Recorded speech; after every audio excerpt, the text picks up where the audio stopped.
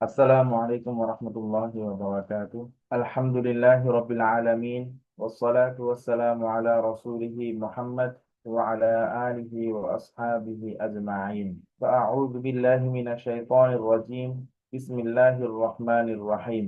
আলহামদুলিল্লাহ, আল্লাহ তাআলার কাছে হাজার কোটি শুকরিয়া জানাই যে আল্লাহ তাআলা আমাদেরকে আল্লাহ তাআলার কোরআন এবং মহামান্বিত এই কালাম শিখার জন্য একটি সুন্দর পরিবেশে, একটি সুন্দর প্ল্যাটফর্মে একসাথে বসার তৌফিক দান করেছে।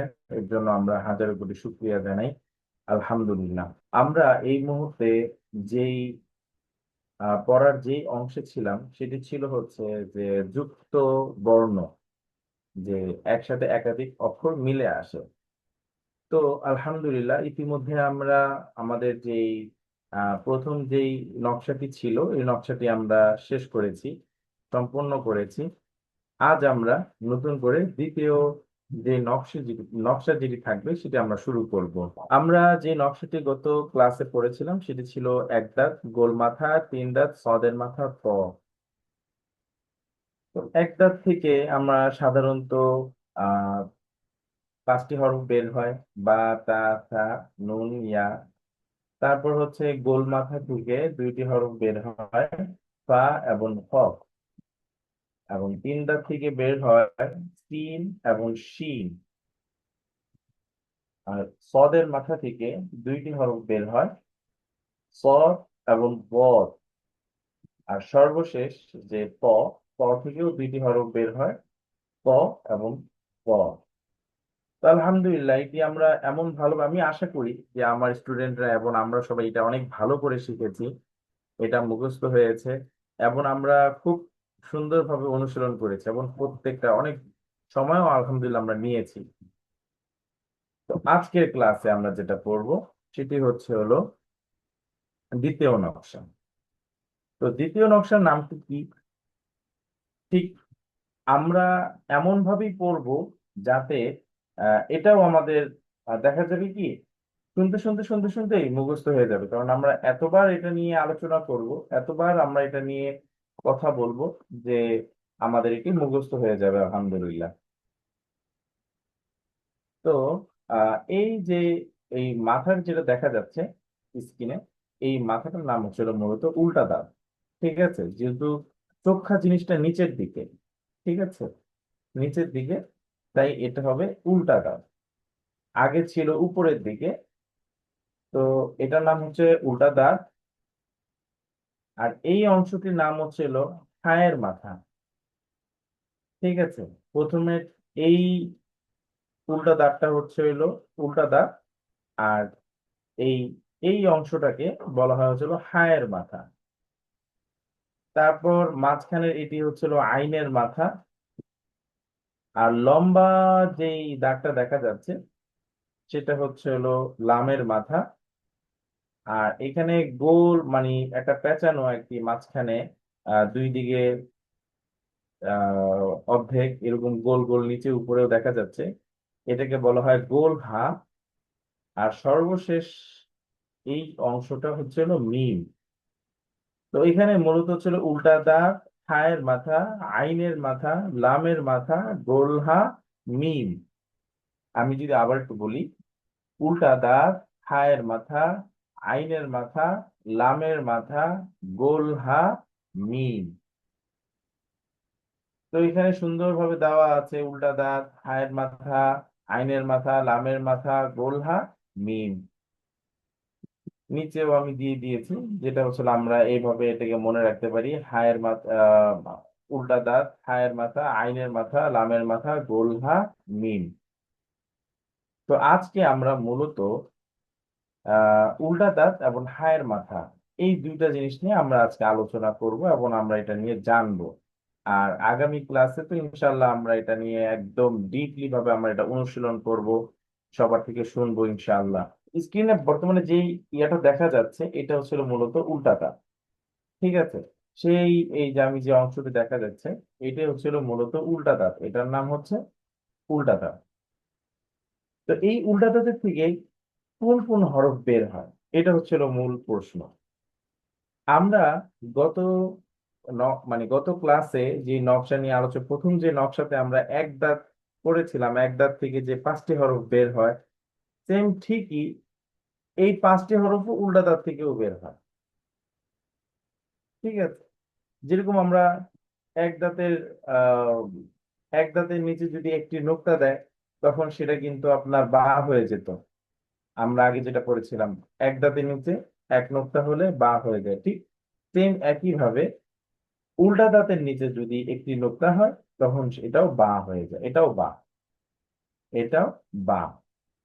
তারপরে আমরা আগে পড়েছিলাম যে এক দাঁতের উপরে যদি দুটো নোক্তা হয় তাহলে তা, সেম একই জিনিস যদি উল্টা দাঁতের উপরে দুইটি নোক্তা আসে তখন সেটি তা।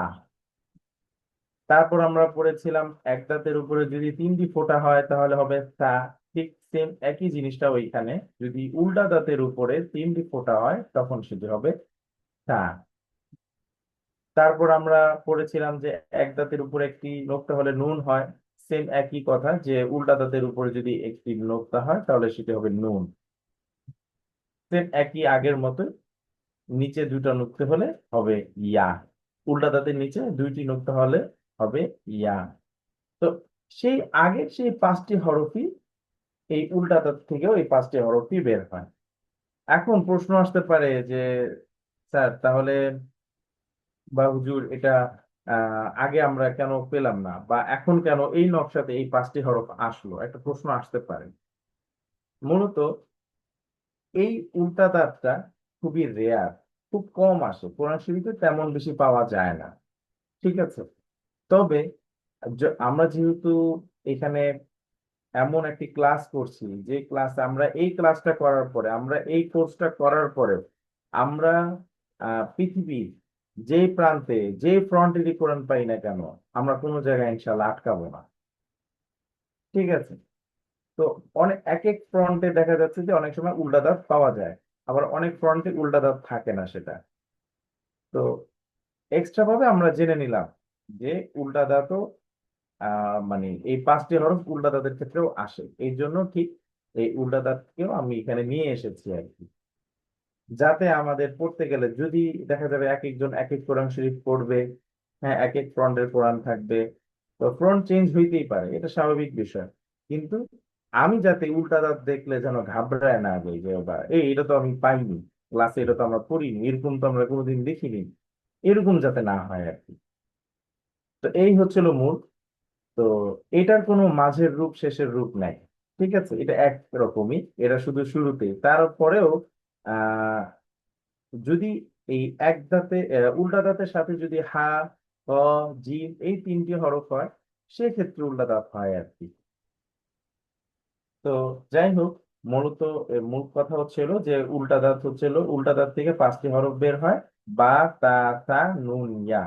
ঠিক আগের মতো, আহ উল্টা দাঁতের নিচে একটি নোক্তা হলে বা, উল্টা দাঁতের উপরে দুইটি নোক্তা হলে তা, উল্টা দাঁতের উপর 3টি নোক্তা হলে থা, উল্টা দাঁতের উপর একটি নোক্তা হলে নুন, এবং উল্টা দাঁতের নিচে দুটি নোক্তা হলে হবে ইয়া।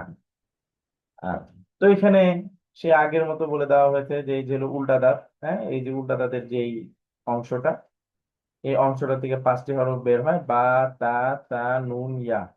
এখানে বিস্তারিত ভাবে লেখা আছে যে উল্টা দাঁতের নিচে এক নোক্তা হলে বা, উল্টা দাঁতের উপর 2 নোক্তা হলে তা, উল্টা দাঁতের উপর 3 নোক্তা হলে সা, উল্টা দাঁতের উপর এক নোক্তা হলে নুন, উল্টা দাঁতের নিচে 2 নোক্তা হলে হবে ইয়া। এটা আমাদের পিডিএফ সুন্দরভাবে এইভাবেই থাকবে ইনশাআল্লাহ। এই যে এইখানে আমি একটু প্র্যাকটিক্যালি ভাবে সেই উল্টা দাঁত গুলো নিয়ে আসছি, ফ্রন্ট গুলো কিভাবে আসে। ঠিক এই যে উল্টা দাঁত দেখা যাচ্ছে, এই উল্টা দাঁতের নিচে যদি একটি নোক্তা হয়, এই যে একটি নোক্তা, তাহলে এটি বা এসেছে। ঠিক আছে, ঠিক এভাবেই আসবে। আমরা যখন যেই ফ্রন্টই আমরা কোরআনে পাবো ঠিক এভাবেই পাবো। তারপর হচ্ছে হলো এই উল্টা দাঁতের উপরে 2 নোক্তা হয়েছে, যেটা তা। এই উল্টা দাঁতের উপরে 3টি নোক্তা হয়েছে, এই যে তা। এই উল্টা দাঁতের উপর একটি নোক্তা হয়েছে, এটা হচ্ছে নুন। আর উল্টা দাঁতের নিচে 2টি নোক্তা হয়েছে, এটা হলো ইয়া। এই হচ্ছিল মূলত উল্টা দাঁতের প্র্যাকটিক্যালি আর কি। আচ্ছা, তারপরে তার পরবর্তীতে আমরা যে অংশটি বলবো সেটা ছিল হায়ের মাথা। উল্টা দাঁত যেহেতু পুরাণ, আমরা যেহেতু আগের ক্লাসে উল্টা দাঁত 5টি হরফ করেছি এক দাঁত থেকে, তাই উল্টা দাঁতকে আমি আর এখানে টাইম স্পেন্ড করলাম না। মানে আমি আমি আশা করি যে আমার আমার ভাইরা, আমার বোনরা এটা শিখে ফেলেছে আলহামদুলিল্লাহ। মূল হচ্ছিল আমরা হায়ের মাথা থেকে আমরা পড়তেছি। ঠিক আছে, উল্টা দাঁতের পরে হায়ের মাথা। তো এখানে অলরেডি নাম দেওয়া আছে, হায়ের মাথা। তো হায়ের মাথা সাধারণত এই যে স্ট্রাকচার গুলি যে নাম দেওয়া, যে গোল মাথা, সদের মাথা, হায়ের মাথা, এগুলো কিন্তু মূলত একটা হরফের নামকে কেন্দ্র করে নামকরণ করা হয়েছে। যেমন হায়ের মাথা, তার মানে এটা হা। ঠিক আছে, তো আমরা যদি একটু দেখি, এই হলো হা। ঠিক আছে, হা, বড় হা, এটাকে হায় প্রত্যি বলা হয়। ঠিক আছে, এটা একটা নাম। তো এটা হলো হা। তো আমি হায়ের অর্ধেকটা যদি মুছে দেই, তাহলে কিন্তু এই দেখেন কিছুটা এই শেপ এসে পড়েছে। তো হা যেহেতু খালি, তাই এটাকে হায়ের মাথা। এই এই যে আরেকটি হায়ের মাথা। তো হায়ের মাথার নিচে যদি একটু ফোঁটা হয়, তখন সেটা হয়ে যায় জিম। কারণ জিমের নোকটা কিন্তু মাঝখানে হয় বা নিচে হয় আর কি। তো এই হায়ের মাথার নিচে যদি একটি নোকতা হয়, তাহলে সেটা জিম হয়। আর ঠিক সেম এই যে হায়ের মাথার উপরে যদি একটা নোকতা হয়, তাহলে সেটা হয়ে যায় খ। তাহলে আমরা জানলাম এলো হা, জিম, খ। ঠিক আছে, নিচে নোকতা হলে জিম, উপরে নোকতা হলে খ, আর খালি হলে আ। এই হচ্ছিল মূলত হায়ের থেকে তিনটা হরফ বের হয়। একটি হলো জিম, হা, খ। জিম, হা, খ। আমি আবারও বলছি, হায়ের মাথা থেকে তিনটে হরফ বের হয়, জিম, হা, খ। সেম আগের মতো উল্টা দাঁত, এই যে আমরা উল্টা দাঁত তো আগেই পড়েছি কিছুক্ষণ আগে। এখন যে হায়ের মাথা, এই যে হায়ের মাথা থেকে তিনটি হরফ বের হয়, জিম, হা, খ। তো হায়ের নিচে একটি নোক্তা হলে জিম, হায়ের উপর, হায়ের মাথা খালি হলে হবে হা। আর যদি হায়ের মাথার উপর যদি একটি নোক্তা হয়, তাহলে সেটা হবে খ। আমরা পিডিএফটাতেও ঠিক এইভাবে ইনশাল্লাহ পাবো। তো এবার আসি হচ্ছিল যে প্রত্যেকটা হরফে তার তিনটা রূপ, শুরু, মধ্য, শেষ। ঠিক আছে, তো জিম এটা হচ্ছিল তার মূল মূল হরফ, সেরকম শুরুর জিম, এবং মাঝের জিম, এবং শেষের জিম। এবং জিম তিনটি একত্রে ঠিক এভাবেই আসে, জিম, জিম, জিম। আচ্ছা, জিমের নোক্তাটা যেহেতু মাঝখানে, তাই এক হিসেবে এই নিচেই হয়। ঠিক আছে, নোক্তাটি সবসময় নিচে হয়, জিমের নোক্তা নিচে হয়। তারপরে হচ্ছিল হা, এই যে হার মূল হরফ, এটা হলো শুরুর হা, এটা মাঝের হা, এটা শেষের হা, এবং তিনটি একত্রে হা, হা, হা। তারপর হচ্ছে হলো আমরা যে হরফটি দেখছি সেটা হচ্ছে হলো খ। খয়ের নোক্তাটা উপরে হয়, তাই হার উপরে যদি নোক্তা হয়, তখন সেটা খ। তো খ, এটা শুরুর খ, মাঝের খ, এবং শেষের খ। তিনটি একত্রে খ, খ, খ। এই হচ্ছিল আমাদের আজকে মূল পড়া। ঠিক আছে, তাহলে আজকে আমরা কি জানলাম? আমরা জানলাম হচ্ছে হলো উল্টা দাঁত থেকে 5টি হরফ বের হয়, ঠিক আগের সেই এক দাঁতের মতো, বা, তা, থা, নুন, ইয়া। এবং জানলাম যে হায়ের মাথা থেকে তিনটি হরফ বের হয়, একটি হচ্ছিল জিম, হা, খ। আচ্ছা, এই হচ্ছিল অনুশীলন। ইনশাল্লাহ এটা আমরা আগামী ক্লাসে এটা পিডিএফ ফাইলে দেওয়া থাকবে। আমরা এই অনুশীলনটাকে এভাবেই সাজিয়েছি যে আগের যে নকশাটি আমরা পড়েছিলাম, সেই হরফগুলো যেন বারবার আসে, বারবার যেন রিপিট হয়। আমরা সামনে যাব, আমাদের মানে আরো যে মানে আমাদের যে জড়তাটাও আস্তে আস্তে কেটে যাবে ইনশাল্লাহ। আমরা যত সামনে যাব, আমাদের প্র্যাকটিস হতে থাকবে, আমাদের পড়াগুলো আর আমাদের ব্রেনে বসে যাবে। ঠিক আছে, তো এটা আমাদের পিডিএফ ফাইলে থাকবে। তারপরে হচ্ছে হলো ঠিক আরো একসাথে হয়ে যেভাবে আসে আর কি, সম্মিলিত যে রূপগুলা, ঠিক এভাবে ইনশাল্লাহ আমরা আগামী ক্লাসে একটু বিস্তারিত ভাবে আমরা এটা অনুশীলন করব। ঠিক আছে, তো ইনশাল্লাহ আগামী ক্লাসে, তো আমরা এই নকশাটি চলছে আমাদের বর্তমানে। তো এই নকশাটির নাম হচ্ছে হলো উল্টা দাঁত, হায়ের মাথা, আইনের মাথা, লামের মাথা, গোলহা, মিম। আলহামদুলিল্লাহ ইতিমধ্যে আমরা যুক্ত বর্ণের দ্বিতীয় নকশার উল্টা দাঁত, হায়ের মাথা সম্পর্কে বিস্তারিত শিখেছি। ইনশাল্লাহ আগামী ক্লাসে আমরা আইনের মাথা সম্পর্কে বিস্তারিত শিখব। তবে তার আগে আমরা যে মঙ্গলবার আমরা এটা ভালোভাবে প্র্যাকটিস করব এবং অনুশীলন করব, সবার থেকে ইনশাল্লাহ আমরা শুনবো। ঠিক আছে, তো ধন্যবাদ। আজকে ক্লাস এতটুকুই। আসসালামু আলাইকুম ওয়া রাহমাতুল্লাহ। السلام عليكم ورحمة الله وبركاته.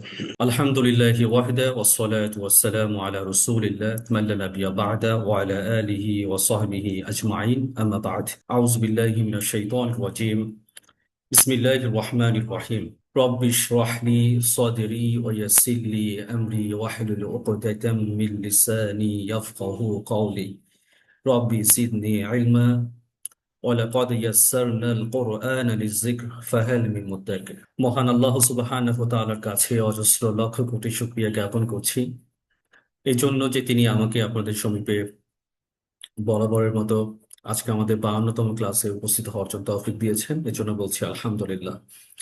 তো আমরা গত কালকে আহ, গত ক্লাস থেকে শুরু করেছি। আমার গতকালকেও কোরআন অধ্যয়নের গুরুত্ব সম্পর্কিত যে আয়াতগুলো আছে কোরআন কারিমে, আমরা সেই বিষয়গুলো নিয়ে আলোচনা করছি, সেই সকল আয়াতগুলো নিয়ে আলোচনা করছি এবং ধারাবাহিকভাবে আমরা সেই আলোচনা চালিয়ে যাব। তো গতকালকে আমরা যে আহ পড়াগুলো অধ্যয়ন করেছি, পাঠ করেছি, সেটা আপনাদের কাছে আরেকবার একটু রিকল করবো। আউযু বিল্লাহি মিনাশ শাইতানির রাজিম। ইকরা বিসমি রাব্বিকাল্লাযী খলাক। গতকালকে আমরা প্রথম যে সূরাটা পাঠ করেছি সেটি হলো সূরা ইকরা। তো ইকরা সূরা আলাক। তো সূরা আলাকের প্রথম যে বাক্য সেটা হচ্ছে ইকরা। তো গতকালকে আমাদের এটা আলোচনা অনেক আহ, আমরা অনেক দীর্ঘক্ষণ ধরে আমরা আলোচনা করেছিলাম যে ইকরা শব্দটির অর্থ হচ্ছে কি আপনার হলো পড়া, অধ্যয়ন করা, পাঠ করা। তো আমরা যে পড়ি, তো সাধারণভাবে যেটা পড়া, সেই পড়া শুধু বুঝায় না, বরং এই পড়ার সাথে অনুধাবন করা, চিন্তা করা, এটার ভেতর গভীর ভাবে মনোনিবেশ করা, সবকিছু এটার সাথে ইনক্লুডেড। তো আল্লাহ বলছেন যে পড়ো, মানে পড়ুন আপনার প্রতিপালকের নামে যিনি আপনাকে সৃষ্টি করেছেন। তো এটা কিন্তু আল্লাহ কিন্তু বলতে পারতেন যে যেটা আমাদেরকে বলতে পারতেন যেটা হলো পড়ুন, যেটি হচ্ছে আহ যিনি আপনাকে সৃষ্টি করেছেন তার নামে আপনি ইবাদত করুন। কিন্তু আল্লাহ সুবহানাহু ওয়া তাআলা সেই ইবাদতের কথা না বলে তিনি প্রথমেই বলছেন যে যিনি আপনাকে সৃষ্টি করেছেন তার নামে আপনি পড়ুন। তার শুরুতেই কিন্তু আমরা আমরা দুনিয়াতে যে এসেছি, আমরা যদি নিজেদেরকে খুঁজে পাই আমি কে, তখন অটোমেটিক আপনার কাছে অনেকগুলো প্রশ্ন উত্থাপিত হবে। সেই প্রশ্নগুলোই আপনাকে আল্লাহর দিকে নিয়ে দিবে, আল্লাহর দিকে আপনার গিয়ে দ্বারস্থ করবে। অর্থাৎ মানে দুনিয়ার সকল কিছু আর মানে আপনার সকল কিছু যেহেতু সৃষ্টিটা হয়েছে আল্লাহর পক্ষ থেকে, সেই সৃষ্টি জগতের দিকেই মনোনিবেশ করার কথা বলা হয়েছে, যেন মানুষ চিন্তা করে যে সে কে, তাকে কিভাবে তাকে সৃষ্টি করা হয়েছে, তাকে কোত্থেকে তাকে সৃষ্টি করা হয়েছে। আর সে যখন সেটাকে উপলব্ধি করবে তখন এই ব্যক্তি, তখন অটোমেটিক সে আমার দিকে সে ফিরে আসবে। তো কোরআনের এই যে প্রথম যে আয়াত, এই আয়াতটা এরকম একটা তাৎপর্য বহন করে, যেখানে আল্লাহ সুবহানাহু ওয়া তাআলা আমাদেরকে সৃষ্টি করেছেন, সৃষ্টি করে এই চিন্তা করার জন্য আমাদেরকে তিনি কি করেছেন, আমাদেরকে তিনি উৎসাহিত করছেন। ইবাদতের তিনটা প্যাটার্ন আছে, একটা হলো মনস্তাত্ত্বিক, আরেকটা হলো দৈহিক, আরেকটা হলো সামাজিক। তো আমরা শুধু ইবাদত বলতে শুধু দৈহিকটাই বুঝি, যে পাঁচ ওয়াক্ত নামাজ, সিয়াম পালন করা, তারপর কোরআন, তারপর হলো আপনার এই যে যেটা হচ্ছে এইটা এই ধরনের আমরা ইবাদত করে বুঝি। এটা মূলত দৈহিক, যেটা আমি আমার শরীরটাকে আল্লাহর কাছে স্যারেন্ডার করে দিলাম, আত্মসমর্পণ হিসেবে তার কাছে আমি নিজেকে দাঁড় করে দিলাম। এটা হচ্ছে মনস্তাত্ত্বিক। কিন্তু মনস্তাত্ত্বিক এই প্রসঙ্গে যাওয়ার আগেই আল্লাহ সুবহানাহু ওয়া তাআলা আপনার গিয়ে আমাদেরকে আমাদের মানে ওই শারীরিক প্যাটার্নে, ওই শারীরিক ওই ধরনটা যাওয়ার আগে আল্লাহ আমাদেরকে মনস্তাত্ত্বিক ভাবে যেন আমরা ইবাদত করতে পারি সেই দিকে উদ্বুদ্ধ করেছেন। আমাদের মধ্যে অনেকেই আছেন প্রচুর পরিমাণে তার ইবাদত করেন, বাট মনোজগতে তার সেন্স আল্লাহ নাই। অনেকেই আছেন পাঁচ ওয়াক্ত নামাজ পড়ে যাচ্ছে, বা সে যে কি পড়ে সে নিজেও জানে না। মানে মনোজগতে তারা তার হচ্ছে আল্লাহ নাই, সে সিয়াম পালন করে। এটা একটা ট্র্যাডিশন হয়ে গিয়েছে, কালচার হয়ে গেছে একটা, এবং সে সিয়াম পালন করে যাচ্ছে। কেন করছি? আল্লাহর হুকুম, এতটুকুই। কিন্তু এইটা যে অন্তরে এফেক্ট করে, এই ধরনের কোনো তাদের কোনো সেন্স নাই। যার কারণে সূরা ইউসুফ 106 নম্বর আয়াতে আল্লাহ বলেন, জমা ইউমিনু আকসারুহুম বিল্লাহি ইল্লা ওয়া হুম মুশরিকুন। অধিকাংশ লোকেরা আছে যারা কিনা ঈমান আনা সত্ত্বেও তারা মুশরিক। তাহলে এটা তো আসলে হয় না যে ঈমান আনলে, ঈমান যদি এনেই থাকে তাহলে সে আবার মুশরিক মানে কি করে হয়? এটা তো দুইটা তো একসাথে হয় না। ঈমান এনেছে আবার মুশরিক, এটা কি করে হয়? তো এটা এই কারণেই হয়, কারণ ও যেটা হচ্ছে হলো ঈমান এনেছে, বাট সে আল্লাহ সম্পর্কে যে তার জ্ঞান, সেই জ্ঞান তার ভেতর নাই। যার কারণে তার অ্যাক্টিভিটিস গুলো, তার সামাজিক কর্মগুলো, এমন কিছু তার সে কর্মগুলো করে, তখন সে ইমানের ভেতর সে থাকতে পারে না। তো এই কারণে আপনার কোরআনে এরকম আয়াত আছে, ফাআলাম আন্নাহু লা ইলাহা ইল্লাল্লাহ। অতঃপর জানো, আলাম এটা হচ্ছে আদেশ, আগে জানো, আন্নাহু নিশ্চয়ই লা ইলাহা ইল্লাল্লাহ, আল্লাহ ছাড়া কোনো ইলাহ নাই।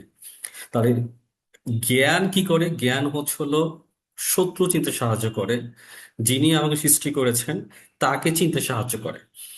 এই কারণে সূরা ফাতিরের 28 নম্বর আয়াতে আল্লাহ সুবহানাহু ওয়া তাআলা বলেন, আহ, যেটা হচ্ছে ইন্নামা ইয়াখশাল্লাহ মিন ইবাদিহিল উলামা, যে নিশ্চয়ই যারা জ্ঞানী, জ্ঞানী সম্প্রদায় গণেরাই তারা কি করেন? তারা আল্লাহকে ভয় করেন। এখানে কিন্তু বলা হয়নি যে কোরআন হাদিসের জ্ঞানী যারা তারা, বা এখানে কিন্তু বলা হয়নি কোনো মুহাদ্দিস, যিনি যিনি মুহাদ্দিস তিনি আল্লাহকে ভয় করেন, যিনি মুফাসসির তিনি আল্লাহকে ভয় করেন। জ্ঞানী সম্প্রদায়, তাই জ্ঞানী বলতে কি বোঝানো হয়? আপনি ইঞ্জিনিয়ার, তাহলে আপনি ইঞ্জিনিয়ারিং বিষয়ে আপনি হচ্ছে এক্সপার্ট। তো ওই ইঞ্জিনিয়ারিং বিদ্যা দিয়ে আপনি আল্লাহকে চিনতে পারবেন। একজন যদি মেডিকেল সায়েন্সের উপর তার যদি অগাধ জ্ঞান থাকে, তিনি যদি ডক্টর হয়ে থাকেন, তার ওই জ্ঞানটাকে দিয়ে সে আল্লাহর সম্পর্কে সে আয়াত, এই আয়াত বলতে হচ্ছে আপনার যে নির্দেশনা, যে আপনার এটা তিনি তিনি খুঁজে পাবেন আল্লাহর পক্ষ থেকে, যে আপনার স্টিমুলাস গুলো, উদ্দীপক গুলো তিনি সেই ওখান থেকে খুঁজে পাবেন। এই কারণে আমরা দেখতে পাই যে ইব্রাহিম আলাইহিসসালাম তিনি ইবাদত কি করেছেন, তার একদম মানে যুবক কালের ইবাদত ছিলই হলো সম্পূর্ণ চিন্তা জগতের জ্ঞান, মানে চিন্তা জগতের ইবাদত। তিনি তো আল্লাহকে চিনতেনও না। তিনি এক একটা আপনার হচ্ছে গিয়ে নিদর্শনগুলি তার চোখের সামনে আসছে, আর সে নিজেকে শুধু আল্লাহর দিকে শুধু ফিরিয়ে দিয়েছে। এটা কে? ইনি যিনি এই এই আকাশ যিনি সৃষ্টি করেছেন, এই তারকা যিনি সৃষ্টি করেছেন, চন্দ্র সূর্য যিনি সৃষ্টি করেছেন, আমি তার দিকে নিজেকে আমি মুখ ফিরালাম। আমি তার দিকে আমি আমার আমার মনোজগৎকে আমি তার দিকে আমি সোপর্দ করলাম। তো এইভাবে করে যখন আমাদের চিন্তা জগতে যখন পরিবর্তন ঘটে, তখন কিন্তু আমাদের আচরণ অটোমেটিক পরিবর্তন হয়ে যায়। উইলিয়াম জেমস, আহ, উনি এখনো হয়তো বা আছেন কিনা জানি না, হার্ভার্ড বিশ্ববিদ্যালয়ের প্রফেসর। তো তার একটা ডায়লগ আছে যে বিংশ শতাব্দীর সর্বকালের সর্বশ্রেষ্ঠ আবিষ্কার হচ্ছে মানুষের মনোজগতের পরিবর্তনের মাধ্যমে তার জীবনযাত্রার মান পরিবর্তন ঘটানো। অর্থাৎ মানুষের যদি চিন্তা জগতে পরিবর্তন ঘটে, তখন অটোমেটিক তার শারীরিক পরিবর্তন ঘটবে, অর্থাৎ তার সামাজিক তার পরিবর্তন ঘটবে। এই কারণে জাকাত, এই জাকাতের মাধ্যমে কি হয়, এটা সোসাইটিকে চেঞ্জ করা যায়। তো আপনার হচ্ছে এটা কিন্তু একটা সামাজিক, আপনার সামাজিক একটা সম্পর্ক বা একটা রিলেশন কিন্তু তখন তৈরি করে। তো এই কারণে জ্ঞানটা খুবই গুরুত্বপূর্ণ। আমি যখন আল্লাহ সম্পর্কে যখন আমি জ্ঞান আহরণ করব, আমি যখন জানবো আল্লাহর ব্যাপারে, আমাদের সেন্স খুব সুন্দর এটা হচ্ছে তৈরি হবে। তো ঠিক আছে, তো আমরা চলে যাচ্ছি পরবর্তী আয়াতে, খলাকল ইনসান মিন আলাক। এরপরই বলা হচ্ছে যে সূরার নাম সূরা আলাক, এই আলাক যে যিনি সৃষ্টি করেছে মানুষকে আলাক থেকে। এই আলাক নামেই হচ্ছে এই সূরাটার নাম, যে রক্তপিণ্ড, জমাট পিণ্ড থেকে হচ্ছে গিয়ে মানুষকে মানুষকে সৃষ্টি করা হয়েছে। তাহলে এই যেখানে হচ্ছে মানুষের চিন্তার জগতে হলো আরেকটা সূত্র। এখন অনেক সায়েন্স অনেক বেশি উন্নত হয়েছে, তখন তো এত সায়েন্স তো ছিল না। বাট ওই চিন্তার যে আপনার উদ্দীপকটা আল্লাহ সুবহানাহু ওয়া তাআলা দিয়ে দিয়েছেন, যে তুমি থেকে তুমি এসেছো, কার থেকে তুমি এসেছো, কোথা থেকে তুমি এসেছো। তো সেখানে নিজের দাম্ভিকতা দেখানোর কোনো সুযোগ নাই। যখন আমরা একটু মোটামুটি আমরা একটা পর্যায়ে চলে আসি, তখন আমরা দাম্ভিক হয়ে যাই। তাই সেই দাম্ভিকতা দেখানোর কোনো সুযোগ নাই। তৃতীয়ত বলা হচ্ছে ইকরা অরব্বুকাল আকরাম, আহ পড়ুন, অধ্যয়ন করুন, অরব্বুকাল আকরাম, অর্থাৎ আপনার প্রতিপালকের নামে যিনি কিনা আকরাম, সবচেয়ে সম্মানিত। সুপারলেটিভ অ্যাডজেক্টিভ এটা। তো যিনি কিনা সবচেয়ে সম্মানিত, তার নামে অধ্যয়ন করুন। তো গত ক্লাসে আমাদের আলোচনায় এসেছে যে কেন পবিত্র কোরআনে সূরা আলাকে দুবার, মানে 5টা আয়াতে দুবার কেন ইকরা শব্দটা ব্যবহার করা হয়েছে। অনেক কারণ আছে।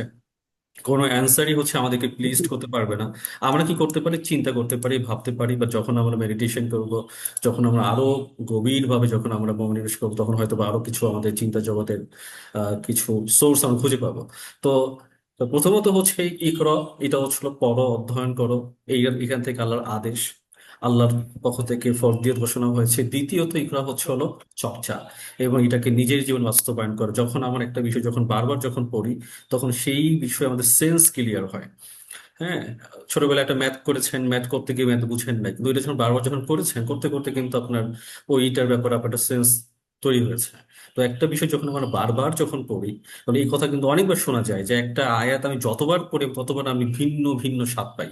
এটা কিন্তু আমাদের যারা পাঠক, কোরআন যারা অধ্যয়ন যারা করেন, এটা কমন একটা এটা একটা মানে বাক্য শোনা যায় আমার নিজের ক্ষেত্রেও, যে আমি একবার যেটা আলোচনা করি পরবর্তীতে দেখা যাচ্ছে নতুন একটা ফ্লেভার পাই।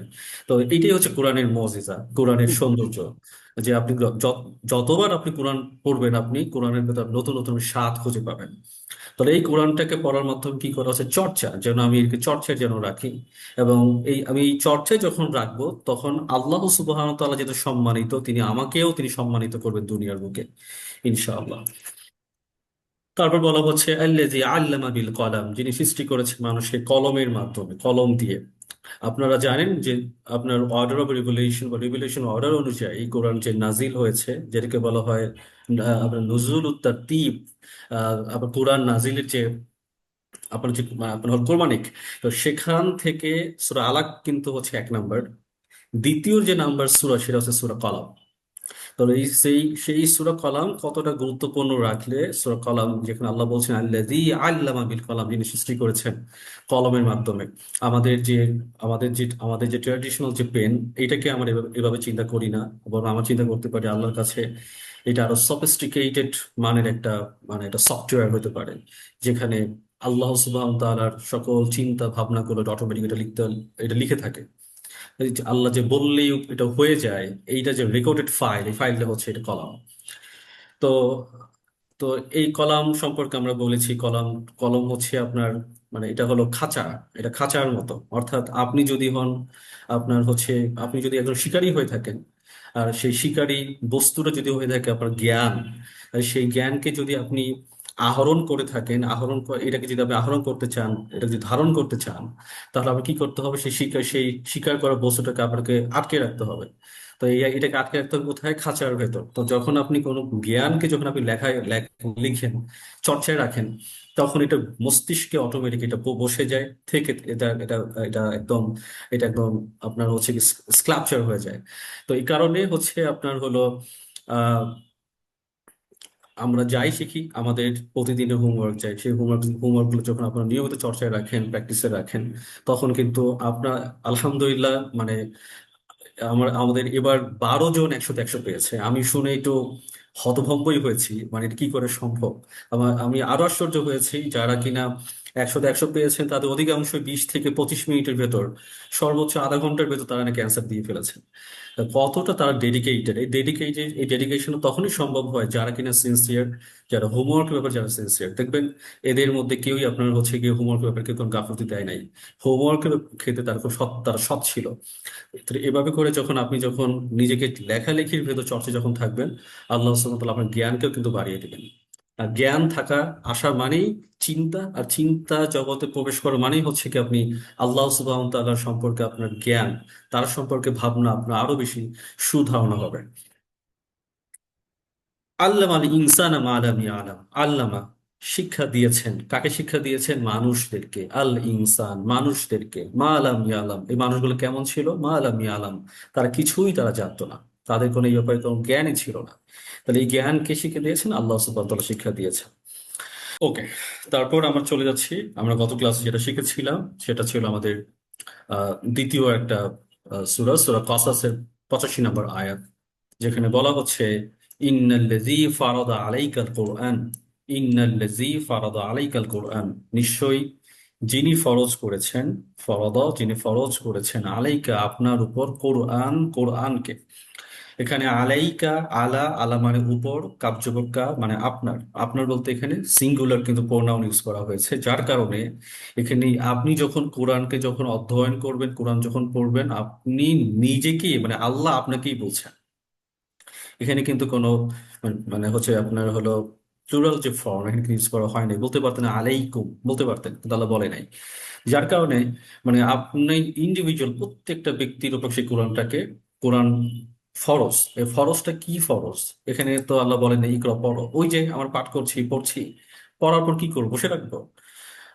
আপনার এরকম অনেক হাদিস আছে যে সেই সকল লোকদেরকে আগুনের কাঁচি দ্বারা জীবগুলোকে কেটে ফেলা হবে যারা কিনা মুখ দিয়ে ভালো কথা বলতো, অথচ নিজে নিজে এই কাজগুলো করতো না।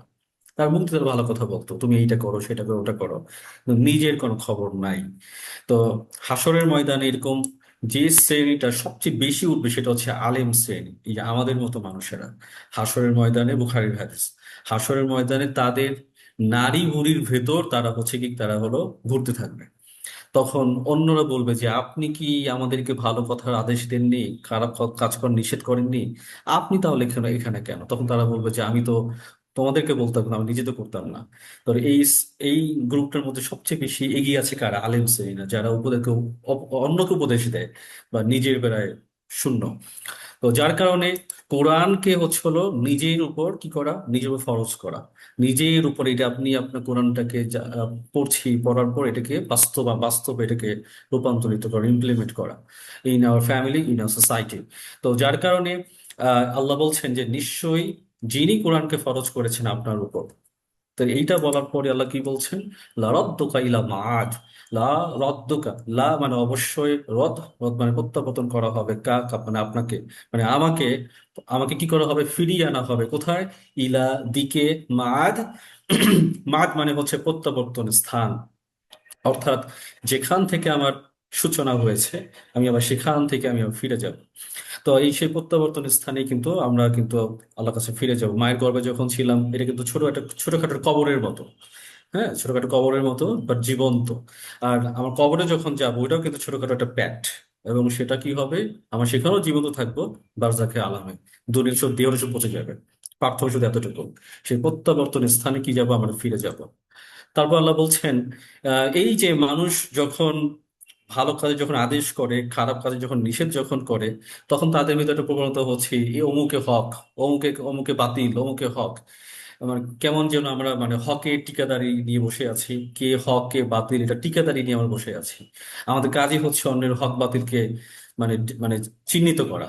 কিন্তু আল্লাহ বলছেন কি, কুল, আমি যেন বলে দেই, আমি যেন প্রত্যেকে জানাই, রব্বি আমার প্রতিপালক আ'লামু সবচেয়ে ভালো জানেন, মান যে কিনা, যা এসেছে, বিল হুদা অর্থাৎ হেদায়েতের মধ্যে, হেদায়েতের মাধ্যমে কে এসেছে আমার কাছে সেটা আমি সবচেয়ে ভালো জানি।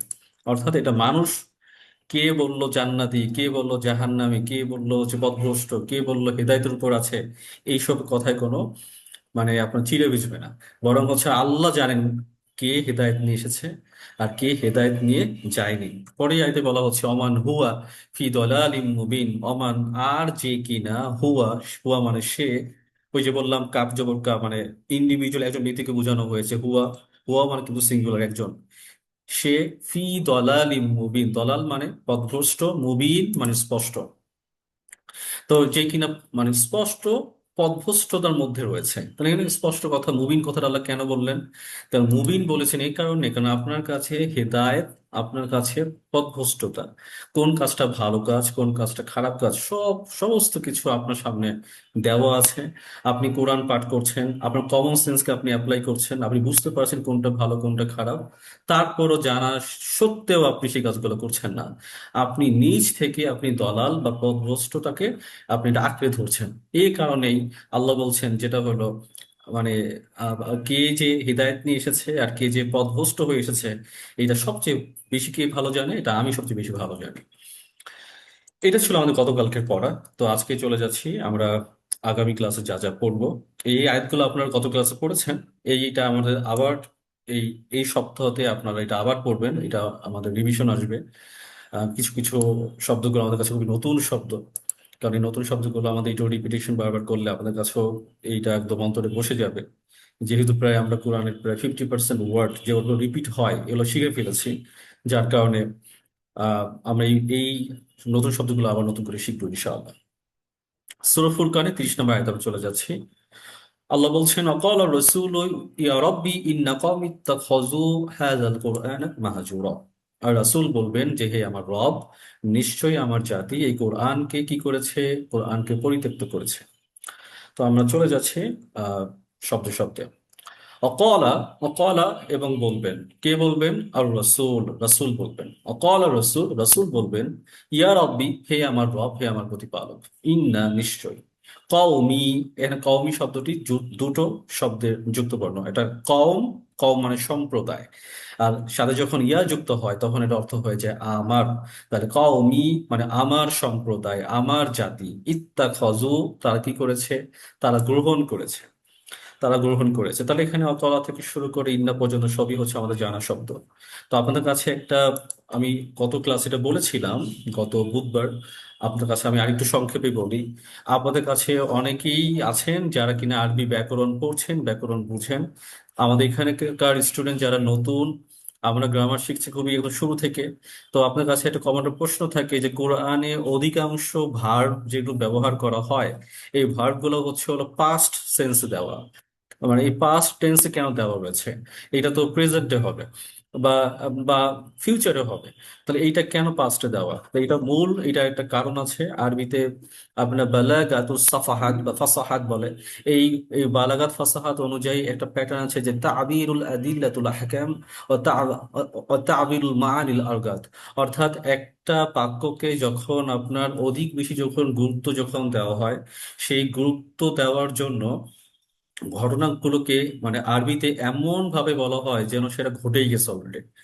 মানে এই কারণে কোরআনে এই যে এইটার মানে এই এই আয়াতের শব্দগুলো এরকমই, যেটা হলো পাস্টে বলা। মানে কোরআনে যদি অ্যাকচুয়াল অনুবাদটা হলো এরকম, অকলা, আল্লাহ বলেছিলেন, আল্লাহ বলেছিলেন, কিন্তু অনুবাদে কিন্তু লেখা হচ্ছে কি আপনার আহ বলবেন, নর্মাল অত কিন্তু বলবেন। তাহলে এখন আপনার কেন করা হয়েছে? কারণ এটা এমন ভাবে আল্লাহ বলছেন যেন এটা অলরেডি যেন ঘটে গেছে, এবং এই ব্যাপারে কোনো মানে আপনার সন্দেহ করার কোনো অবকাশ নাই। এতটা দৃঢ়ভাবে কথাগুলো বলা হয়। তারপর বলা হচ্ছে যে এটা তো আমরা শিখেছি এই মাত্র, কওমি, কওম মানে আমার জাতি, সম্প্রদায়। এখন আপনাদের প্রশ্ন হইতে পারে, কওমি বলতে কি এখানে শুধু আমরা অন্তর্ভুক্ত কিনা, আমাদের এই যে আমার যারা উম্মত যারা? না, কোরআন আসার পর, কোরআন আসার পর, অর্থাৎ তার কোরআনের সাথে কি এসেছেন? রাসূল মুহাম্মদ সাল্লাল্লাহু আলাইহি ওয়াসাল্লাম, তিনি আসার পর পৃথিবীর বুকে একজন মানুষ যদি জেগে থাকে, তার কাছে যদি কোরআনে যদি মেসেজ চলে যায়, তার এই কথা বলার সুযোগ নাই, তার এই কথা বলার সুযোগ নাই যে আমি জানতাম না। এই কথা বলার সুযোগ নাই। যেহেতু তিনি এই কথা বলার সুযোগ নাই, তাকে নিজ থেকে তাকে জানতে হবে। এই কারণে কিন্তু সূরা আলাকে বলা হচ্ছে, তুমি নিজেকে জানো। হ্যাঁ, যেটা কি, যিনি তোমাকে সৃষ্টি করেছেন, মানে তুমি তার দিকে তুমি তুমি সেদিকে তুমি লক্ষ্য করো, নিজে থেকে তুমি তুমি লক্ষ্য করো, আল্লাহকে দিকে তুমি লক্ষ্য করো, তো অটোমেটিক তুমি আল্লাহকে খুঁজে পাবো। তা মানুষ চিন্তা করে না, মানুষ চিন্তা করতে ভয় পায়। তো এই কারণে একজন ব্যক্তি কখনো এই কথা বলার সুযোগ নাই যে আমি আল্লাহকে চিনতাম না বা আমি কোরআন চিনতাম না। এটা উদাহরণ হিসেবে আল্লাহ সুবহানাহু ওয়া তাআলা একটা স্যাম্পল তিনি এটা রেখেছেন, ইব্রাহিম আলাইহিস সালাম। কোনো কোনো স্যাম্পল ছিল না, তার আগে পিছু কোনো নবী ছিল না, উনি কোনো নবীর বংশধর থেকে উনি আসেননি। নিজ থেকে তিনি স্রষ্টাকে তিনি খুঁজে পেয়েছেন, নিজ থেকে। নিজ থেকে তিনি উলুহিয়াত, একত্ববাদের প্রতি তিনি বিশ্বাস স্থাপন করেছেন। এবং এই বিশ্বাসটা কোন লেভেলের ছিল, ইনশাআল্লাহ যদি আমরা কোনো ফিউচারে আমার সামনে পড়বো আস্তে আস্তে করে, তখন আপনারা দেখতে পারবেন তার বিশ্বাসটা কোন লেভেলের ছিল। তো আপনার তো পৃথিবীর বুকে সমস্ত মানুষ, সে ইহুদি হোক, বৌদ্ধ হোক, যে কোনো ধর্ম হোক না কেন, সে আপনার এই কমের অন্তর্ভুক্ত, অর্থাৎ রাসূল ইসলামের যে কম, এই কমের অন্তর্ভুক্ত। কারণ তাকে সৃষ্টি করা হয়েছে সমগ্র বিশ্বের জন্য, বিশ্ব মানে এই সমগ্র আপনার আপনার বিশ্বে যত মানুষ থাকবে এই মানুষের জন্য আল্লাহ তাআলা রাসূলকে সৃষ্টি করা হয়েছে। তাই ইন্না কওমি এখানে শুধু উম্মত অন্তর্ভুক্ত না, আল্লাহ বলতে পারতেন ইন্না উম্মাতি, ইন্না উম্মাতি বলতে পারতেন, আল্লাহ আল্লাহ বলতে পারতেন, বলে নাই, বলছে ইন্না কওমি, আমার সম্প্রদায়। তাহলে এই সম্প্রদায়ের ভিতরে সকল মানুষ সম্পৃক্ত। কি করবেন? ইত্তাখাযু, ইত্তাখাযু শব্দটি আরবিতে এসেছে ইত্তাখাজ থেকে। ইত্তাখাজ মানে কোনো কিছুকে রূপান্তরিত করা, বানানো। তো ইত্তাখাযু গ্রহণ করেছে, বানিয়েছে, রূপান্তর করেছে। কিসে করেছে? কি করেছে? হাযাল কোরআন, হাযা এই, আল কোরআন কোরআনকে, এই কোরআনকে মাহজুরা, মাহজুরা, মাহজুরা মানে কি? পরিত্যক্ত। তো মাহাজুরা শব্দটি এসেছে মূলত আরবি হিজরাত থেকে, হিজরাত বা হাজরুন। তো হিজরত মানে ছেড়ে দেওয়া বা পরিত্যাগ করা। তো মানুষ যখন কোনো কিছুকে ছেড়ে দেয়, কোনো কিছুকে ত্যাগ করে, তখন এটা কি থাকে? এটা পরিত্যক্ত অবস্থায় থাকে। যেমন কেউ যদি, কারো বাড়ি যদি হয় ধরেন কোনো একটা জায়গায়, সে যদি ঢাকায় থাকে, সে যদি গ্রামে তার যদি কোনো আত্মীয় স্বজন না থাকে বা থাকলো, সেই গ্রামে কখনোই যায় না, 10 বছরে যায় না, 20 বছর 30 বছরে যায় না। তার ওই যে জমি জমাগুলো কিরকম, এটা এটা কিরকম হয়ে থাকবে? এটা একদম মানে জঙ্গল হয়ে বের পড়ে থাকবে, মানে এখানে কোনো মানুষ কখনো পা রেখেছে এটা দেখে, এটা দেখেও মনে হবে না। তো এরকম ভাবে আপনার কোরআন কি করবে? কোরআন তারা পরিত্যক্ত করে তারা রাখবে। কোরআনকে যারা এমন ভাবে তারা ছেড়ে দিবে, মানে এটা পরিত্যক্ত, মানে এটা পড়ার জিনিস না, এটা এই কেলে, এটা সে কেলে, এগুলো পড়লে ভয় লাগে। একটা গ্রুপ আছে ভয় পেয়ে কোরআনকে তারা স্পর্শ তার করে না। তাহলে হাযাল কোরআন মাহজুরা, তারা কি করবে? তারা কোরআনকে তারা পরিত্যাগ করবে। তাহলে এই কোরআনের আয়াত দ্বারা আমাদের কাছে তিনটা জিনিস আমাদের সামনে সেন্স ক্লিয়ার হবে। এক নাম্বার, আমরা যেটা জানি আল্লাহ রাসূল সাল্লাল্লাহু তাআলা আলাইহি ওয়াসাল্লাম তিনি আমাদের নামে সুপারিশ করবেন, সুপারিশটা হয় আল্লাহ সুবহানাহু ওয়া তাআলার অনুমতিতে। সেই অনুমতিতে যদি আল্লাহ সুবহানাহু ওয়া তাআলা ইসলামকে অনুমতি দেন, অন্য কোনো নবীকে অনুমতি দেন, যদি কোনো তার পছন্দের বান্দাকে অনুমতি দেন, সেটা ঘটবে আল্লাহ সুবহানাহু ওয়া তাআলার অনুমতিতে। ব্যাপারটা এরকম না তিনি নিজ থেকেই তিনি সুপারিশ করবেন, এই কথা বলার সুযোগ নাই। কিন্তু কোরআনের ক্ষেত্রে দেখবেন আপনি, আমরা এই আয়াতে পড়ার মাধ্যমে যেটা জানতে পারছি, সুপারিশ দূরে থাক, আল্লাহ কি কোনো অভিযোগ করবেন? তো এই অভিযোগের কাতারে অটোমেটিক তো আমরা তো অটো পড়ে যাচ্ছি। যেখানে সমগ্র মানব জাতি আসলে ইসলামে আসার পর, কোরআন আসার পর অন্তর্ভুক্ত, সেখানে আমরা তো অটোমেটিক, আমরা তো অলরেডি উম্মত হয়ে বসে আছি। তাই সেখানে যদি আমরা কোরআনকে ত্যাগ করি, কোরআনকে যদি ছেড়ে দেই, কোরআনকে যদি আমরা পরিত্যক্ত করি, পরিত্যাগ করি, তাহলে আমাদের অবস্থাটা কোথায় হয়? আল্লাহ রাসূল সাল্লাল্লাহু আলাইহি ওয়াসাল্লাম আমাদের নামে কি করবেন? অভিযোগ তিনি দায়ের করবেন আল্লাহ সুবহানাহু ওয়া তাআলার কাছে। সেই পরিস্থিতি যদি হয় তখন কি হবে আমাদের অবস্থা? জাস্ট একটু ইমাজিন করবেন, একটু চিন্তা করবেন, ভাববেন কি অবস্থাটা হবে যদি আল্লাহ রাসূল আমাদেরকে যদি অভিযোগ করেন আমাদের নামে। আমরা তো সুপারিশ নিয়ে বসে আছি, বাট আপনি যখন ভালো কাজ করবেন, আল্লাহ রাসূল ইসলাম আপনার নামে আল্লাহর অনুমতি সুপারিশ করতেও পারেন, নাও পারেন, এটা তো আমরা জানি না। কিন্তু কিন্তু আপনার নামে যে অভিযোগ দায়ের করবেন, এটা আপনি নিশ্চিতভাবে আপনি এটা জেনে নেন, দুনিয়াতে থেকেই আপনি জেনে নেন যে আপনাকে, আপনার বিরুদ্ধে আল্লাহ রাসূল সাল্লাল্লাহু আলাইহি ওয়াসাল্লাম আপনার নামে অভিযোগ দায়ের করবেন, যদি আপনি কোরআনকে ছেড়ে দেন, যদি আপনি কোরআনকে আপনার সঙ্গী না বানান, যদি কোরআন অনুযায়ী যদি আমি আমার জীবনকে যদি আমি মানে যদি আমি বাস্তবায়ন না করি আমার জীবনটাকে। তারপর আমরা চলে যাচ্ছি সূরা কমার। সূরা কমারে আপনার বলা হচ্ছে ওয়ালাকাদ ইয়াসসারনাল কুরআনা লিযিকর ফাহাল মিন মুদ্দাকির। যেটি আমরা, আমি যখন আলোচনা শুরু করার সময় আপনারা প্রায় সময় শুনে থাকেন আমি এই আয়াতটা পাঠ করি। অর্থাৎ আল্লাহ সুবহানাহু ওয়া তাআলা নিশ্চয়ই কোরআনটাকে কি করেছেন? খুবই সহজ করেছেন। এবং কেউ আছে কিনা যে কোরআন থেকে উপদেশ গ্রহণ করবে? উপদেশ গ্রহণ করার মতো কেউ আছে কিনা? অলাকদ, অলাকদ অবশ্যই বা নিশ্চয়ই। ইয়াসসারনা, ইয়াসসারনা মানে হচ্ছে আমরা সহজ করেছি। কি সহজ করেছি? আল কোরআন, কোরআনকে সহজ করেছি। কিসের জন্য? লিজ্জিকর, উপদেশ গ্রহণের জন্য। তো এখানে যে জিকির, এই জিকির এটা নিয়ে অনেকবারই আলোচনা হয়েছে, আবারও একটু বলছি। জিকির শব্দটা কোরআনে উপদেশ অর্থে ব্যবহার করা হয়। কোরআনকে, কোরআন জিকির হচ্ছে কোরআনের একটা সাবস্টিটিউট নেম। অর্থাৎ সূরা হিজরে 9 নম্বর আয়াতে আল্লাহ বলেন যে ইন্না নাহনু নাযালনা যিকর ওয়া ইন্না লাহু লাহাফিজুন, নিশ্চয়ই আমি এই জিকিরকে আমি অবতীর্ণ করেছি। জিকির মানে কি? আমি কোরআন, আমি উপদেশ, আমি হচ্ছে গিয়ে অবতীর্ণ করেছি। আর নিশ্চয়ই আমি এই উপদেশকে কি করব? আমি সংরক্ষণে রাখবো। এবং কোরআনকে কেন উপদেশ বলা হচ্ছে? আমরা একটু পরে এটা আয়াত পড়বো, যালিকাল কিতাবু লা রাইবা ফিহি হুদা লিল মুত্তাকিন, এটা সেই কিতাব যাতে কোনো সন্দেহ নাই। হুদা লিল মুত্তাকিন, পথভ্রষ্ট মানে যারা কিনা মুত্তাকি, যারা যারা সচেতন পরকালের ব্যাপারে, আল্লাহর ব্যাপারে যারা সচেতন, সেই সকল লোকদের জন্য এটা হেদায়েত, এটা গাইডলাইন, এটা গাইড বুক। তার গাইড বুকে কি থাকে? গাইড বুকে উপদেশ থাকে, নির্দেশনা থাকে, কি করতে হবে কি না করতে হবে। এই সকল কিছুকে একত্রে কি বলা হয়? উপদেশ। যার কারণে কোরআনের সাবস্টিটিউট একটা নেম যেটা, সেটা হলো জিকির।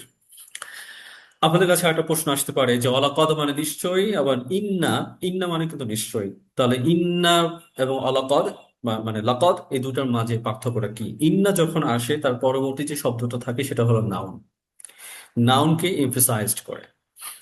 নাউনকে ডিগনিফাই করে। যেমন আপনার ইন্নাল্লাহ আলা কুল্লি শাইইন কাদির, নিশ্চয়ই আল্লাহ হচ্ছেন সর্বকিছুর উপর, সর্ববিষয়ের উপর তিনি সর্বশক্তিমান।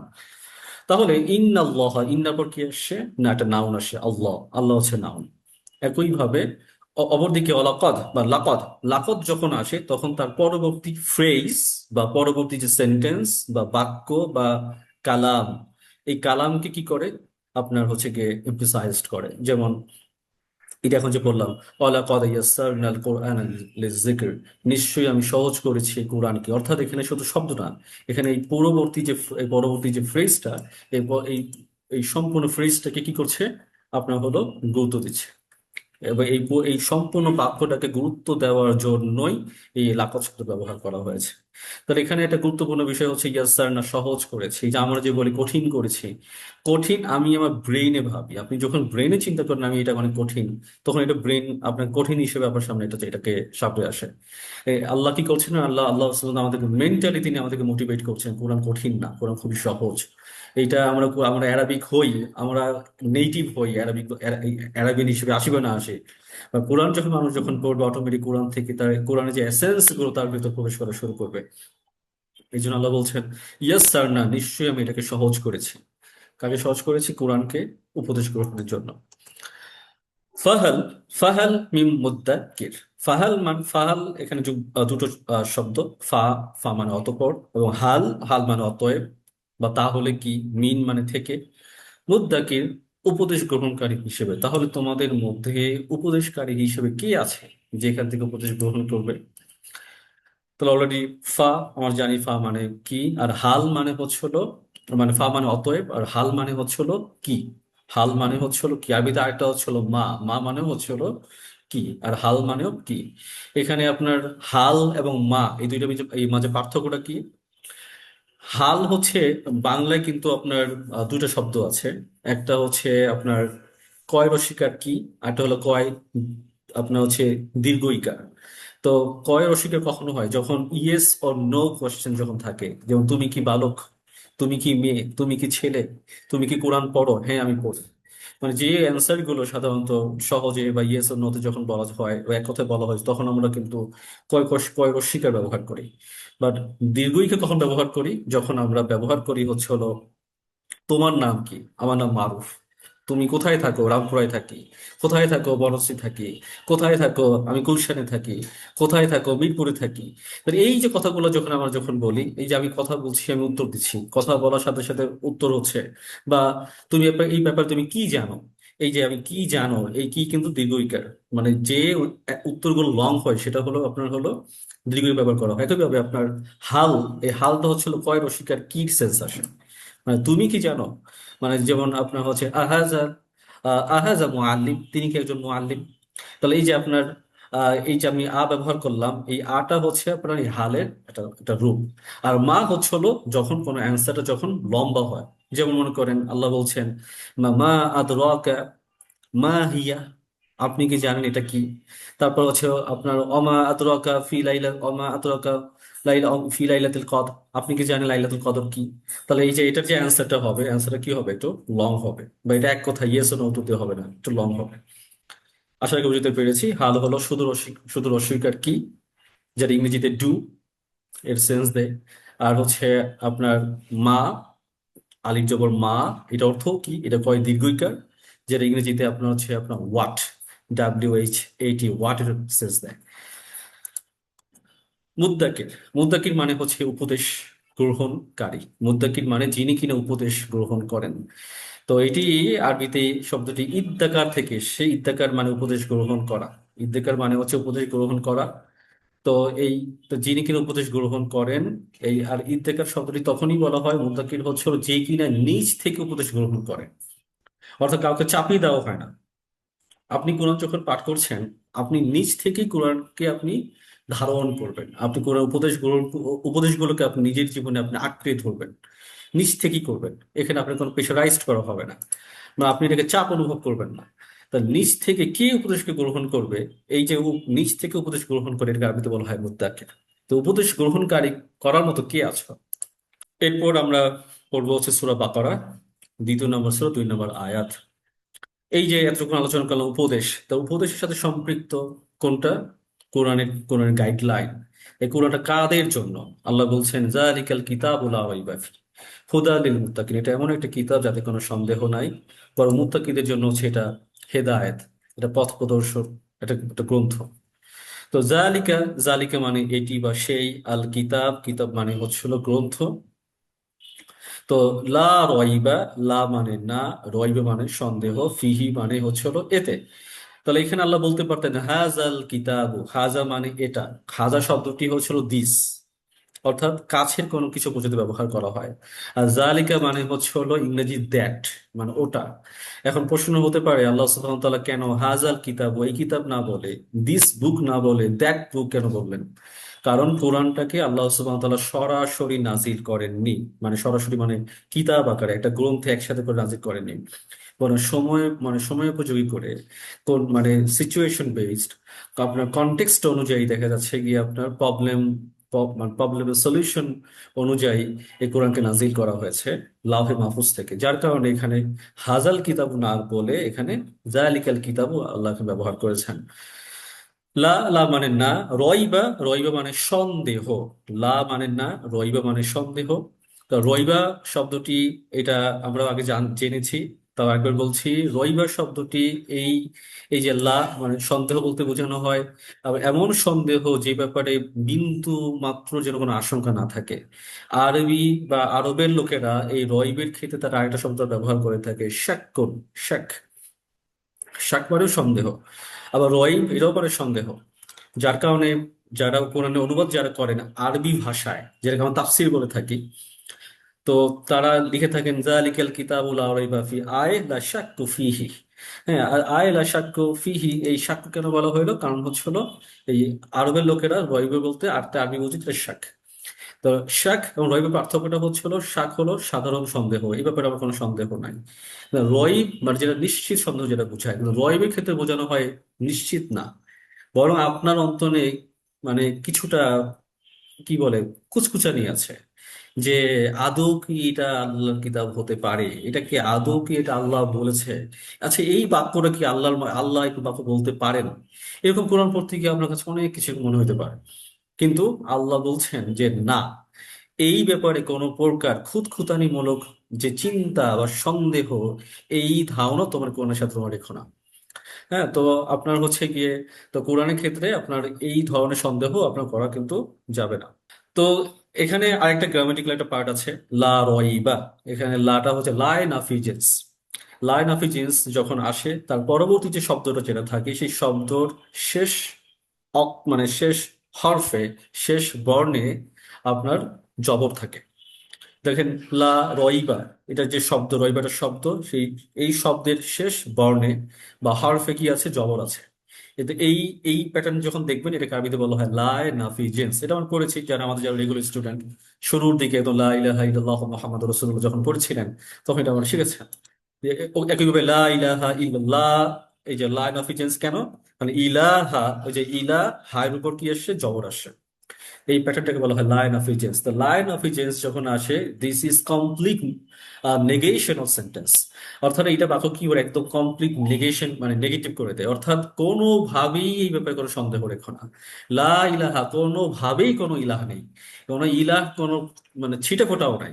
একইভাবে লা রইবে, কোনো সন্দেহ কোনো ছিটে ফোটাও নাই। ফিহি, ফিহি মানে এর মধ্যে, অর্থাৎ এই কোরআনের ভিতরে যা কিছু থাকবে এই ব্যাপারে কোনো প্রকার কোনো সন্দেহের কোনো ছিটে ফোটা নাই। তো অলরেডি এইটা আলোচনা তো করেই ফেলছি, ওই মানে সন্দেহ, এটার কোনো ব্যাখ্যায় যাচ্ছি না। তো পরবর্তীতে হুদা লিল মুত্তাকিন।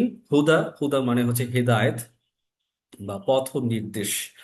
তো হেদায়েত, তো হুদান মানে কি? হিদায়েত বা পথ নির্দেশ, লিল মুত্তাকিন, মুত্তাকিদের জন্য। তো মুত্তাকিদের জন্য হচ্ছে এটা হেদায়েত বা পথ নির্দেশ। তো আপনার আহ মুত্তাকিন, হুদা বলতে কি বোঝানো হয়? হুদা বলতে গাইডলাইন বলে, গাইডলাইন। যেমন আপনি যদি কোনো জায়গায় টুরিস্ট হিসেবে যদি ভিজিটে যান, টুরিস্ট হিসেবে, তা আপনার কিন্তু একজন গাইডম্যান থাকে যিনি কিনা আপনাকে পথ দেখিয়ে দেখিয়ে নিয়ে যায়। একইভাবে যখন আপনি কোনো কিছু, কোনো একটা টেকনোলজিক্যাল যদি কোনো গ্যাজেট কিনেন, তখন কিন্তু আপনাকে একটা বই দেওয়া হয়। হ্যাঁ, এটা আপনার ইনস্ট্রাকশনাল কোনো একটা বুক দেওয়া হয়, যেটাকে এটাকে বলা হয় হুদা, পথ নির্দেশ। তো এটা কমপ্লিট গাইড বুক কাদের জন্য? লিল মুত্তাকিন, মুত্তাকিদের জন্য। তো মুত্তাকি কারা? তো মুত্তাকি কারা এটা তো আমাদের জানা শব্দ। আরেকবার বলছি, মুত্তাকি হচ্ছে তারা যারা কিনা আল্লাহকে ভয় করেন। আল্লাহকে ভয় করার অর্থ কি? আল্লাহর সামনে দাঁড়িয়ে জবাবদিহিতার ভয়। আল্লাহর সামনে দাঁড়িয়ে যে জবাবদিহিতার ভয়, সেখান থেকে কি তৈরি হয়? সচেতনতা তৈরি হবে আপনার। আমি আল্লাহর সামনে দাঁড়িয়ে কোনো কথা বলতে পারবো না। তো এই যে কথা বলতে পারবো, এই যে সচেতন বোধ, consciousness of last day, the consciousness of Allah, Allah ব্যাপারে যে আপনার সচেতন সচেতনতা, পরকালের ব্যাপারে যে আপনার সচেতনতা, এই ব্যাপারে এইটাকেই আরবিতে বলা হয় মুত্তাকিন। মুত্তাকিদের জন্য এটা হচ্ছে হলো হেদায়েত। তো এইটা হচ্ছে আজকে আমাদের আজকের পড়া। আমরা আগামী মঙ্গলবার যেটা পড়বো সেটা আপনাদের সামনে আমি একটু দেখাচ্ছি। আউযু বিল্লাহি মিনাশ শাইতানির রাজিম। বিসমিল্লাহির রহমানির রহিম। ইয়া আইয়ুহাল মুজাম্মিল, হে চাদর জড়ানো ব্যক্তি।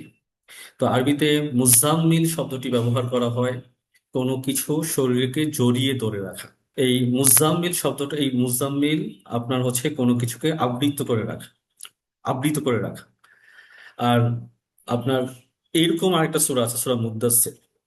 তো কুরআন নাজিলের দিক থেকে তৃতীয় নং সূরা হচ্ছে সূরা মুজাম্মিল, এবং চতুর্থ সূরা হচ্ছে সূরা মুদ্দাসসির। এবং মুদ্দাসসির শব্দটার অর্থ হচ্ছে হলো পুরো শরীরকে একদম আপনার হচ্ছে কভার করে ফেলা, পুরো শরীরকে ঢেকে ফেলা। আর মুজাম্মিলকে পুরো শরীরকে ঢেকে ফেলা বোঝায় না, বরং শরীরের উপর কিছু রাখা, এটাকে বলে মুজাম্মিল। ইয়া ইউহাল মুজাম্মিল, হে চাদর জড়ানো ব্যক্তি। কুম, কুম মানে জেগে উঠুন। কুম মানে আমরা জানি দাঁড়ানো।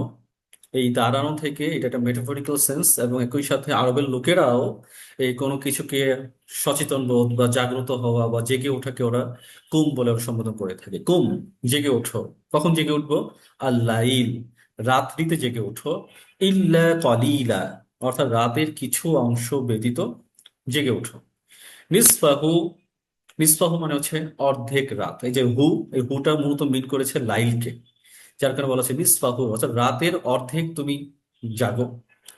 আও, আও মানে অথবা, ইনকুস অথবা কম, মিনহু তা থেকে, কলিলা অল্প অংশ। অর্থাৎ রাতের মানে এই রাত জুড়ে তুমি অর্ধেকটা তুমি জেগে থাকতে পারো বা জেগে জাগো, অথবা তুমি রাতের অর্ধেকের চেয়েও তুমি কম জাগো। আও জিদ আলাইহি, অথবা তার চেয়েও বেশি। অর্থাৎ মানে রাতের অর্ধভাগ না, বরং অর্ধভাগের চেয়েও যদি তুমি বেশি জাগতে চাও, তুমি জেগে থাকতে পারো। অরত্তিলিল কুরআন তারতিলা, অরত্তিল, এবং তুমি কি করো? তুমি রত্তিল করো, তুমি পাঠ করো, অধ্যয়ন করো। রত্তিল মানে হচ্ছে বিন্যস্ত করা। তো বিন্যস্ত করো কোরআনকে, তারতিলা সুবিন্যস্ত ভাবে, পারফেক্টলি। তো এখানে রত্তিলের এখানে দুইটা সেন্স। এখানে প্রথমত রত্তিল বলতে বোঝানো হচ্ছে আপনার হলো সুবিন্যস্ত করা। কারণ কোরআনটাকে তো আল্লাহ আল্লাহ রাসূলের উপর হচ্ছে কি আপনার র্যান্ডমলি এটাকে আপনার নাজিল করা হয়েছে। তো পরবর্তীতে রাসূল ইসলামের নির্দেশনায় এটাকে কোন সূরার পর কোন আয়াত, কোন কোন সূরার পর কোন সূরা আসবে, কোন আয়াতের পর কোন আয়াত আসবে, এই যে এটাকে যে প্রক্রিয়াকরণ, এটাকে একটা সাজানো, এই সাজানোর দায়িত্বটা আল্লাহ সুবহানাহু ওয়া তাআলার নির্দেশনায় এই কাজটা করা হয়েছে। এটা কাজটা আপনার দায়িত্ব, এটা আপনি করবেন কোনটার পর কোন সূরাটা আসবে। এই যে সুবিন্যস্ত করা যে দায়িত্বটা এর উপর দেওয়া হয়েছে। কিন্তু ওই সময়টা তো এই এই এতগুলো আয়াত তখন তো নাজিল হয় নাই, তাহলে এই আয়াত কখন করবেন? তাহলে এই রত্তিল বলতে তো আপনার হচ্ছে আরবের লোকেরা আরেকটা জিনিসটা বোঝায়, যেটা হলো যে জিনিসটাকে নিয়মিত করা হয় এবং যে জিনিসটা মানুষের নিয়মিত চর্চার সাথে সম্পর্কিত, সেটাকে ওরা আরবিতে বলা হয় রত্তিল। তা যার কারণে অরত্তিলের সাধারণ অর্থ হচ্ছে হলো পাঠ করো। তবে অরত্তিলিল কোরআন, পাঠ করো, কোরআনকে পাঠ করো তার তিলা, তার তিলের সাথে। তার তিল মানে হচ্ছে হলো ওই যে সুবিন্যস্ত ভাবে। মানে সুবিন্যস্ত ভাবে মানে কি? সুবিন্যস্ত মানে হচ্ছে হলো মানে মানে আমি এক ধাঁচে 3 4 5 পৃষ্ঠা পড়ে গেলাম, এই এভাবে না, বরং বুঝে বুঝে স্পষ্ট করে ভেঙ্গে ভেঙ্গে এটাকে বোঝার চেষ্টা করা। তাহলে এটাকে বলে আরবিতে বলা হয় তার তিল। এই যে আপনারা যে মাখরাজ শিখছেন, প্রনাউন্সিয়েশন শিখছেন, এই এইটাও এটা একটা পার্ট। এটা হলো আঠারিং, আপনারা আঠারিং শিখছেন। তা এটা আঠারিং এর দ্বিতীয় স্টেজ হচ্ছে, যেটা হলো কোরআনের মূল মগজ। এই মগজটা হলো আপনার তার তিল, অর্থাৎ ভেতরে একটু প্রবেশ করা, আল্লাহর মেসেজটা কি সেই মেসেজটাকে আহরণ করা। তারপর কি বলা হচ্ছে? ইন্না সানুল কি আলাইকা কাওলান সাকিলা। তাহলে এইটা কি? এইটা হচ্ছে এইটা আল্লাহ সুবহানাহু ওয়া তাআলা তিনি কি করছেন, তিনি আমাদেরকে তিনি প্রস্তুত করছেন। এইটা যখন মুহাম্মদ রাসূলুল্লাহ সাল্লাল্লাহু আলাইহি ওয়াসাল্লামের উপর যখন নাজিল করা হয় তখন তাকে প্রস্তুত করা হচ্ছে, মেন্টালি তাকে প্রস্তুত করা হচ্ছে। অর্থাৎ আপনার উপর এমন একটা কিতাবের দায়িত্ব বা দায়িত্বভার দেওয়া হচ্ছে যেটা কিনা অত্যন্ত ভারী। ইন্না সানুল কি, নিশ্চয়ই আমরা অচিরেই আপনার উপর অর্পণ করব, অবতীর্ণ করতে যাচ্ছি, আমরা অর্পণ করতে যাচ্ছি আলাইকা আপনার উপর কওলান, এমন কথা, এমন বক্তব্য। এই কওলানটা আল্লাহর বক্তব্য, সাকিলা, যেটা কিনা অত্যন্ত ভারী। ইন্না নাশিআতা, নাশিআতা মানে হচ্ছে জেগে থাকা। হ্যাঁ, আহ, জেগে থাকা সাধারণত আরবের লোকেরা মানে দীর্ঘ রাত ধরে জেগে থাকে, ওরা এটা নাশিয়াতা লাইল বলে ওরা বলে থাকে। তাহলে ইন্না নাশিয়াতা লাইল, অর্থাৎ রাত্রিতে জেগে থাকা, হিয়া আসাদ, আসাদ মানে হচ্ছে আপনার এটা অত্যন্ত কঠিন। তাহলে ইন্না নাশিয়াতা লাইলা, লাইল, এই যে এইটা এই এই আপনার রাতে জেগে থাকা, ইয়া হিয়া আসাদ্দু, এটা কি করবে, এটা শক্তিশালী করবে, এটা হচ্ছে অনেক বেশি দৃঢ় করবে। অত আ অত আ, অত মানে হচ্ছে প্রভাবতর করা, প্রভাবশালী করা। ও আকওয়াম, আকওয়াম শব্দটা কিয়াম থেকে এসেছে, কিয়াম থেকে আকওয়াম, আকওয়াম মানে সুদৃঢ় করা, সুস্পষ্ট আপনার হলো প্রতিষ্ঠিত করা। তো ওয়াকওয়াম কিলা অর্থাৎ বক্তব্যকে সুপ্রতিষ্ঠিত করবে। অর্থাৎ যখন আমরা কোরআনকে নিয়ে যখন চিন্তা ভাবনা করব, কোরআনকে নিয়ে যখন আমরা চর্চা করব, এই কোরআনে নিয়ে চিন্তা ভাবনা করার কারণে এই যে মনোজগতের আপনার মস্তিষ্কে যে পরিবর্তন যেটা ঘটবে, আল্লাহর ব্যাপারে যে সেন্স যেগুলো শক্তিশালী হবে, এই এই সেন্স দিয়ে যখন আপনি কথা যখন বলবেন, আমি যখন কথা যখন বলবো, মানুষ যখন কথা বলবে, এটা অন্যের অন্তরে প্রভাব তৈরি করে। যার কারণে দেখবেন ওয়াজ মাহফিল হচ্ছে বছরের পর বছর, খালি ওয়াজ মাহফিল হয়, অন্তর ছোঁয় না। কারণ কি? কারণ এটা মুখ থেকে এর কানে যায়, মুখ থেকে অন্তরে যায় না। আর মুখ থেকে অন্তরে যায় না কেন? কারণ কথাগুলো অন্তর থেকে বের হয় না, কথাগুলো বের হয় মুখ থেকে। তো মুখ থেকে কানে যায়, যার কারণে কান ভাল লাগে, কিন্তু আমাদের অন্তরে পৌঁছায় না। আর কথাও যখন অন্তর থেকে পৌঁছায়, অন্তর থেকে যখন আসে, সেই কথা কিন্তু অন্তরে কি হিট করে। তা যার কারণে রাত্রিতে যখন আমি জেগে জেগে কোরআনকে নিয়ে যখন চিন্তা করব, আর যে অর্পিত দায়িত্বটা আপনার উপর দেওয়া হবে, সেটা নিয়ে যখন আপনি ভাববেন, তখন আপনাকে কি করবে, এটাকে অত আ করবে। অত আ মানে হচ্ছে আপনাকে কি করবে, প্রভাবশালী করবে আপনার বক্তব্যকে। ওয়াকওয়াম, তো এই যে কিলা, কিলা মানে বক্তব্য, এটা এই কিলার কার আপনার হচ্ছে অ্যাডজেক্টিভ, সেটা হলো আকওয়াম এবং অতআ, এই দুইটা শব্দকে, তার অর্থাৎ বক্তব্যকে দৃঢ় করবে, তো একইভাবে হচ্ছে হলো প্রতিষ্ঠিত করবে। অর্থাৎ এই বক্তব্যকে আরো শক্তিশালী করবে, আকওয়াম করবে, আরো শক্তিশালী করবে। তো এইটা হচ্ছে আমরা আগামী ক্লাসে ইনশাল্লাহ পড়বো, আমরা ভেঙে ভেঙে পড়বো। তো আজকের ক্লাস আমাদের এতটুকুই। সুবহানাকাল্লাহুম্মা ওয়া বিহামদিক, আশহাদু আল্লা ইলাহা ইল্লা আনতা, আস্তাগফিরুক ওয়া আতুবু ইলাইক। আসসালামু আলাইকুম ওয়া রাহমাতুল্লাহি ওয়া বারাকাতুহু।